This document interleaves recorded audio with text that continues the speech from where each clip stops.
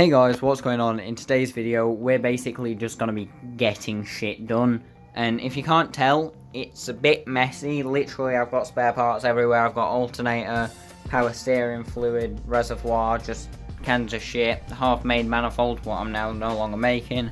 Wiring loom, what's half wrapped. By the way, if you haven't checked out my video where I wrapped this, go check it out. And there's just literally stuff everywhere, so I think what I'm going to try and do is get as much stuff on this as I possibly can for the minute. It is still supported by a jack because I need to get a gearbox, but I'm going to put the inlet on without the injectors. I'm just going to basically get everything as much assembled as I can. I'm going to get the fuse box back in, literally anything that I can get back together. I'm even going to put the fog lights in the bumper. So one of the things I'm going to do is clean all of this up and get rid of these tail lights. So these are the lights I'm going to be putting on the car. They're just ABC lights, and you can see there it's definitely the worst one. It's a little bit melted. The tint spray that they've used is a little bit melted. I'm not sure if they're genuine ones because they do say auto art on them, but at the same time, why would they be tint sprayed? Because I'm pretty sure it's just tinted plastic what they use. Either way, they're my favourite style tail light and they're going to be going on, and I'm going to do a future video of me fixing them because they kind of look a bit shitty at the minute. First thing first, the inlet manifold's going on. I've got all the bolts there, or most of them. I've got my ratchet over there with my 10mm on. Basically just gonna slap it on. It's down there. I've sprayed it all out with brake cleaner because there was just shit inside it. The inlet manifold is now on. It literally took me 2 minutes to do the sockets and stuff back over there. But literally took me 2 minutes to get the inlet manifold back on. Now I'm just going to try and find another way to support the engine. I might try and get a jack stand under it if one will fit. So I need your guys' help with this because I've never really done a turbo swap before and I don't really know much about turbo feed, oil feeds and stuff like that. But I need to change this to the one on the GT28, which I'm not sure which one it is. I think it's a Banjo 11mm. If you've done a swap in the past or something and you've done a GT28 on a K-turbo or just done an oil feed change, please let me know because I have absolutely no idea what I'm doing with this so far. So I've come to realise something, that I'm a bit of a tail light hoarder. I've got one set of standard tail lights now, obviously got a set on the car, and then I've got my ABCs, what I sat there, and I am literally about to change the tail lights, and I've also got a set at home, so I've got 4 sets of tail lights, and you only use one, so I'm going to try and sell a set. That set has melted lenses because we had too high watt of a bulb in.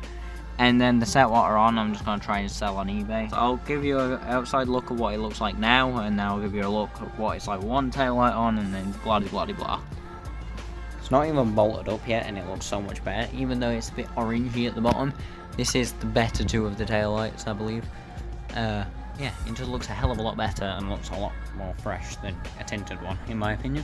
So both tail lights are currently on. This one has a bit of a lip as it pokes out because it's not bolted in on this side because the bolt snapped, so I'm going to have to somehow get the stud out and then rethread it and whatnot. I'm really impressed with how these tail lights look, even just like, this is just the car anyway, and with these tail lights, in my opinion, it looks 10 times better. But I just need to fix all this horrible ugly shit, which you'll see in a future video, as well as me stripping the interior. So we're going to be messing around with the injectors. We're going to be swapping them out for some K-turbo ones. This is what these car parts are. It's 4 K-turbo injectors. I got them off a guy on the K-turbo owners club, and if you're watching this, thanks for giving me such a good price. Something that I also found out is that you can use the 160 fuel pressure regulator as long as you're not wanting to run it on high boost, which I'm obviously not wanting to at first. I just want to get the fucking thing running.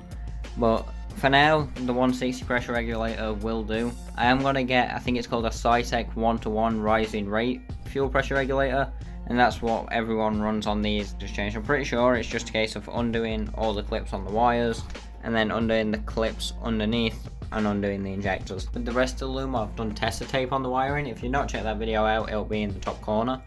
But I'm going to do this bit of wiring when I get the chance to. What I'm going to do is, when I put the fuel rail on, I'm not going to attach the wiring.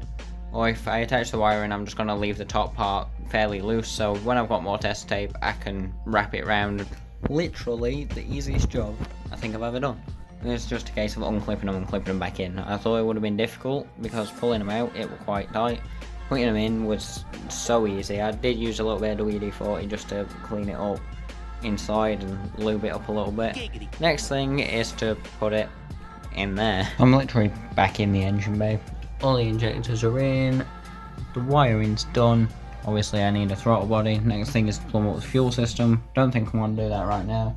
What I am going to do is try and get as many parts as I can and brackets and stuff back on the car. So I've gave up because all these bolts are literally all rusty.